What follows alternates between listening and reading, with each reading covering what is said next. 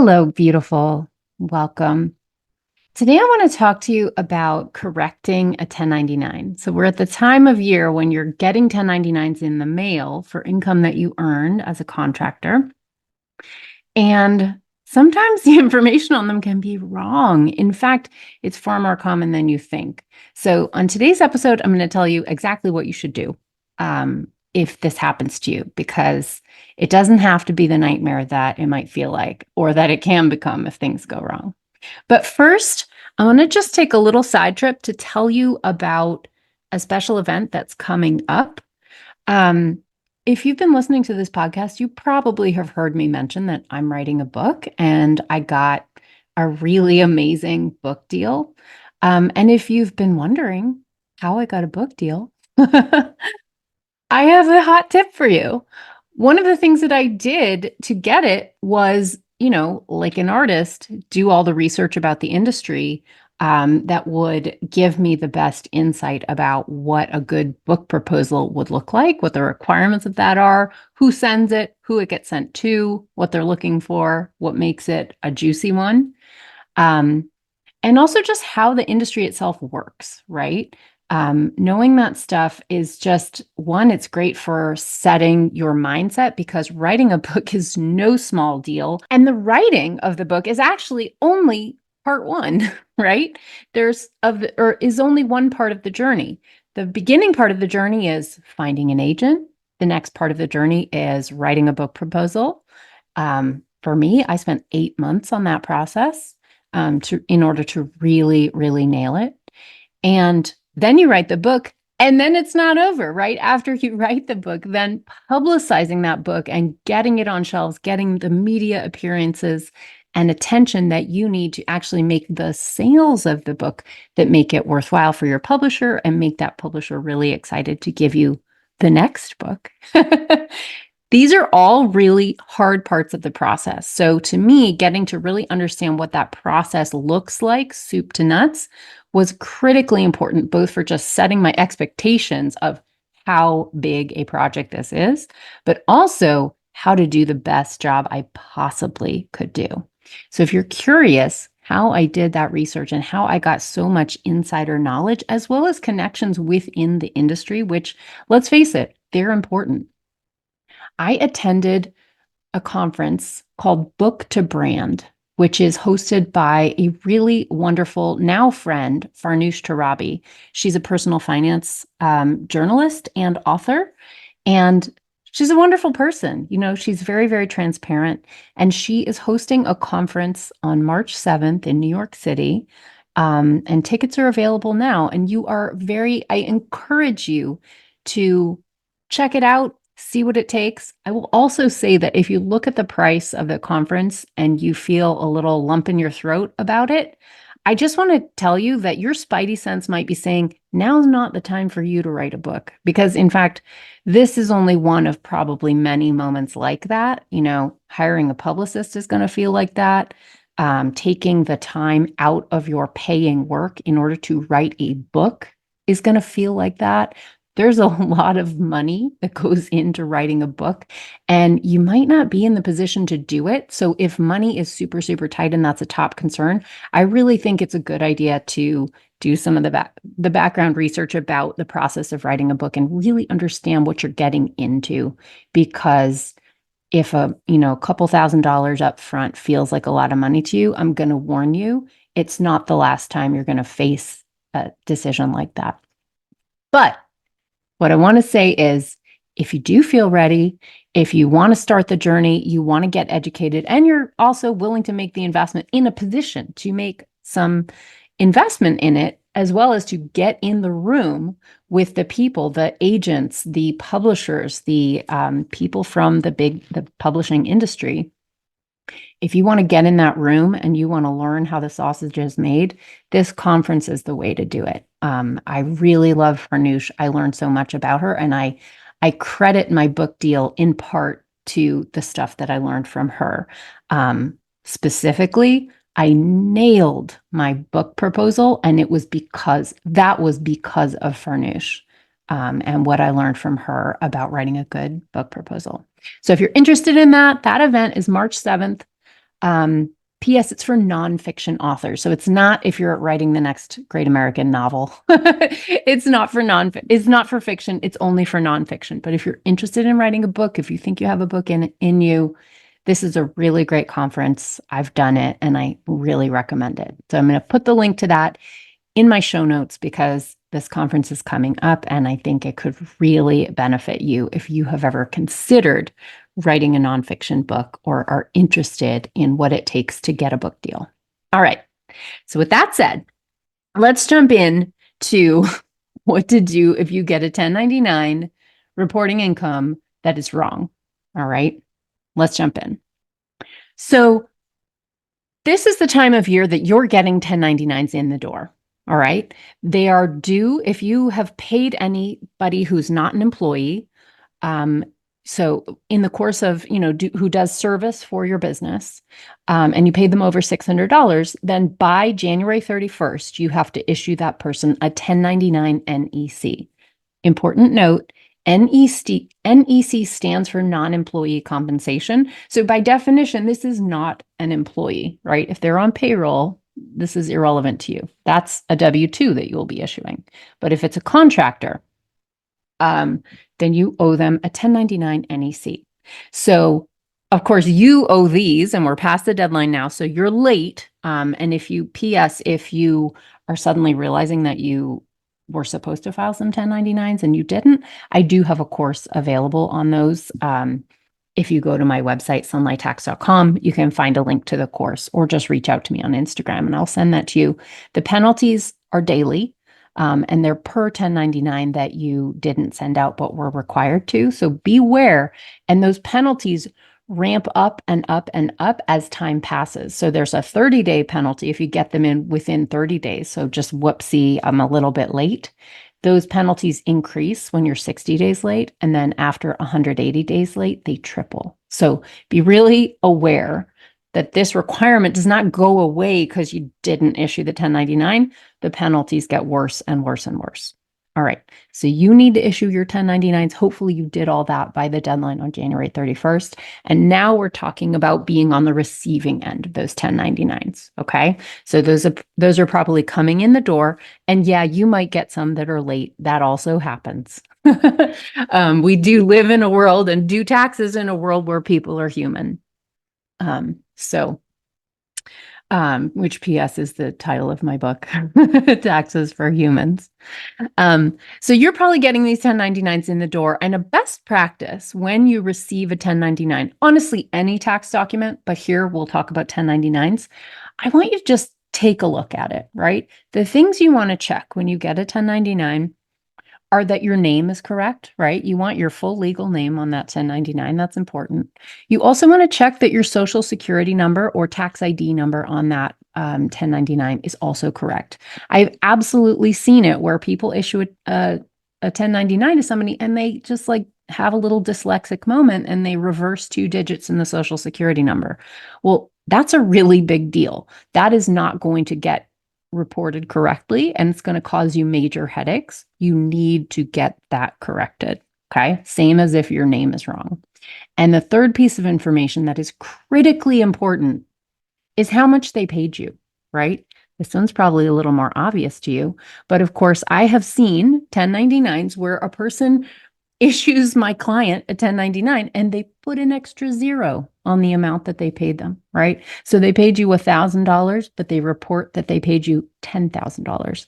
Well, the problem with that, my friends, is that if you get that 1099, the IRS has its own copy of it and you are on the hook for paying the taxes on $9,000 you never received, right? So you need that corrected. Okay.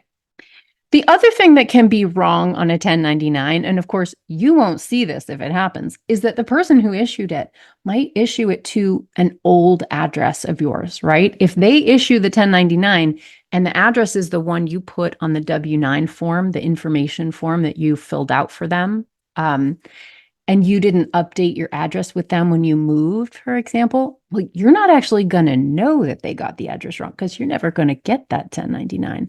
But The bad part here is that the IRS will get their copy. And so that's a dangerous scenario, which is why also if you're expecting a 1099 from someone and you don't receive it, it is always, always, always worth a phone call. Get in touch with that person and just confirm, did you or didn't you send me a 1099?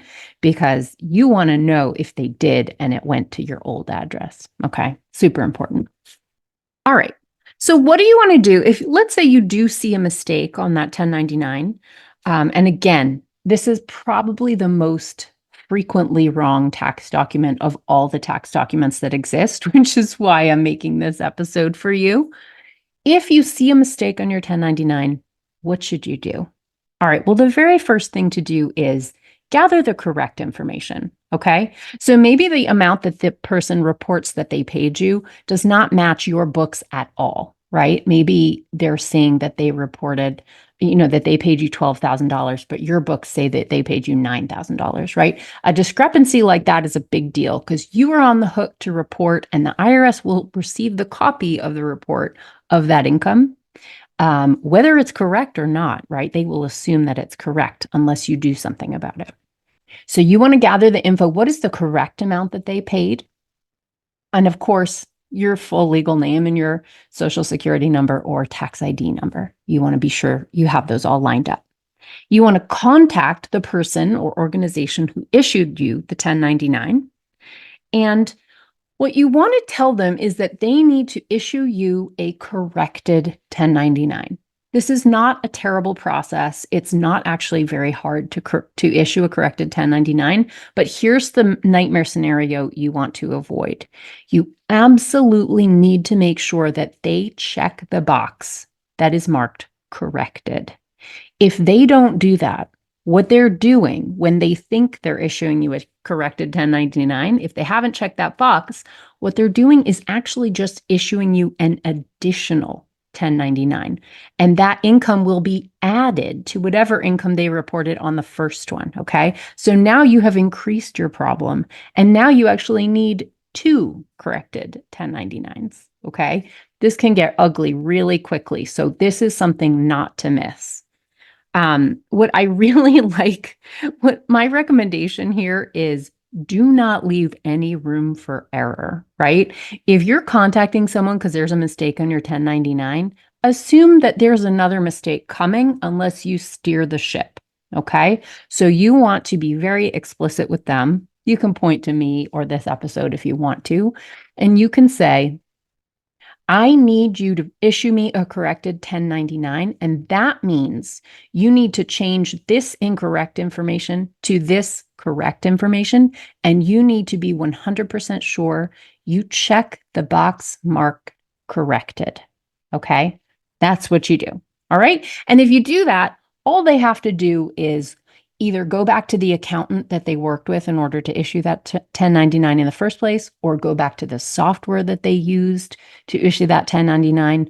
Or I hope they didn't do this, but sometimes people still get the paper forms from the library and fill it out by hand. That makes me really nervous because there's no backup in that situation and mistakes are much easier to happen there, but they can also do a paper correction too. So it's a pretty easy process. It's not a huge deal for somebody to issue a corrected 1099 for you. And it is absolutely critical. It is not something you can just deal with and let them have issued you a bad 1099. All right. So super, super important. I just recommend you give them all that info. Here's what I need corrected. This was the incorrect info you put there. This is what it should be. And I need you to put this. And then please be sure to check the box corrected. All right. That's the basics.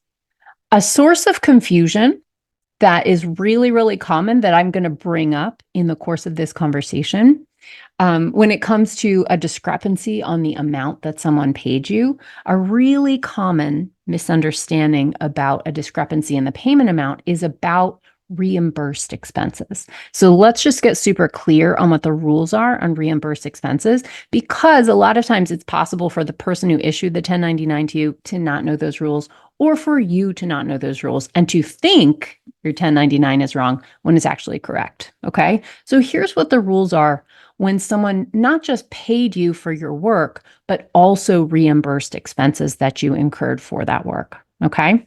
Now, the IRS has two different ways to split this. Okay. There's one way, which is called an accountable plan.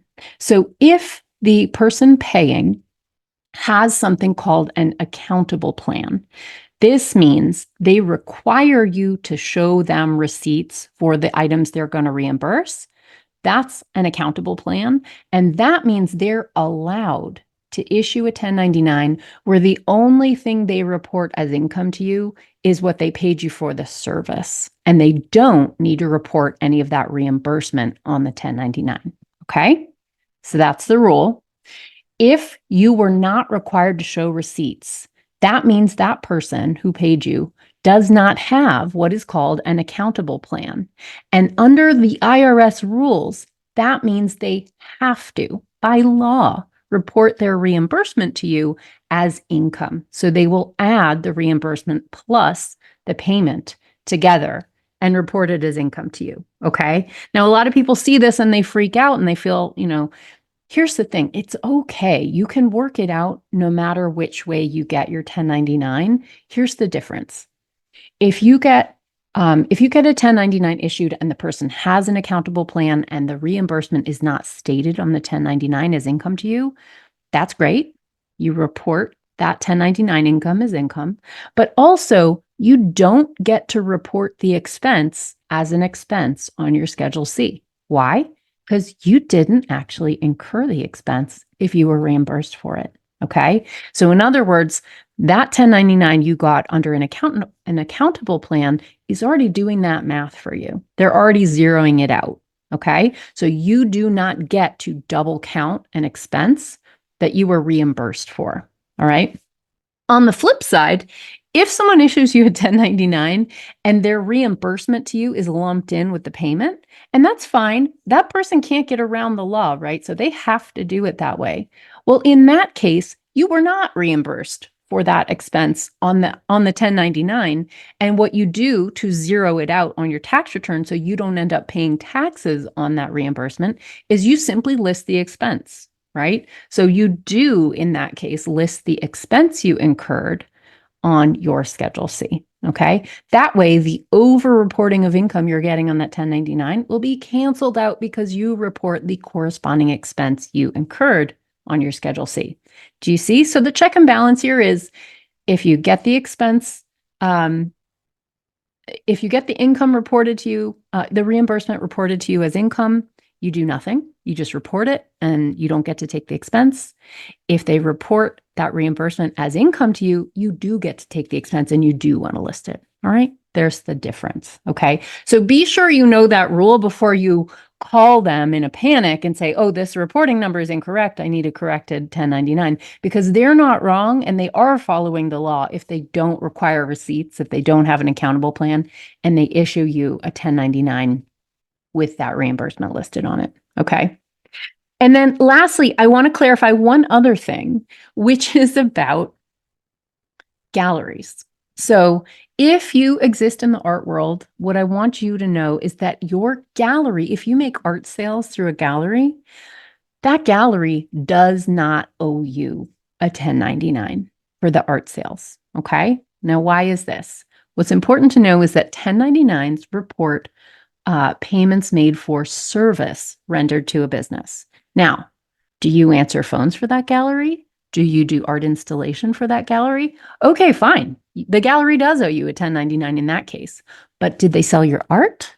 That, my friend, that counts as merchandise. Your art in their gallery counts as the gallery's merchandise. There is an exception under the tax code. It's very clear, actually, in the 1099 instructions that you don't issue a 1099 for sales of merchandise. And that, my friends, is why a gallery does not owe you a 1099 for art sales. Now, here's the thing. A lot of galleries don't really know that. And they go ahead and they issue 1099s to all their artists. This is wrong, but you know what? It's actually no biggie, because you, by law, have to be reporting that income no matter what. And so the only thing you have to do is you just report the income And instead of reporting it as income that was not reported on a 1099, you're going to report it as income that was reported on a 1099. That is the only difference. Either way, you're on the hook for reporting that income. So it kind of makes no difference to you, which is why it's not really such a big deal. But I just wanted to be here as the tax person to tell you the technically correct answer. All right. And also for any gallerist who's listening and is like, oh my God, I've been issuing 1099s and they're wrong and I feel so bad. I just want to also be here for you galleries and say, you know what? If you're a gallery who's issued 1099s to artists when you didn't need to, you're probably an extra conscientious person really trying to do the right thing. So don't worry about it. It's really no harm, no foul. I just want you to be aware of what the rules actually are. All right. That's all I've got for you today. I hope that clarifies some things that might have been confusing you about 1099s and also how to get them corrected if they're really, really wrong. So I hope that helps you. And also remember, all of you aspiring nonfiction authors out there, if you are interested, click the link in my show notes to check out Farnoosh Torabi's Book to Brand conference in New York City on March 7th. It is a really valuable space where you get to meet industry insiders and really learn how the industry works. It's a very valuable, very cool conference. And I really do attribute the excellence of my book proposal to learning from Farnoosh really what a publisher is looking for when they read your book proposal. So check that link out in the show notes, and I'll see you on the next episode. Bye. Thank you for watching. If you like this video, be sure to like, leave a comment, and subscribe to my channel. I'm so grateful for that. This video is for education and entertainment only. Nothing in this episode should be taken as individual tax or financial advice. You can find all the tools, books, and links I reference at sunlighttax.com/podcast.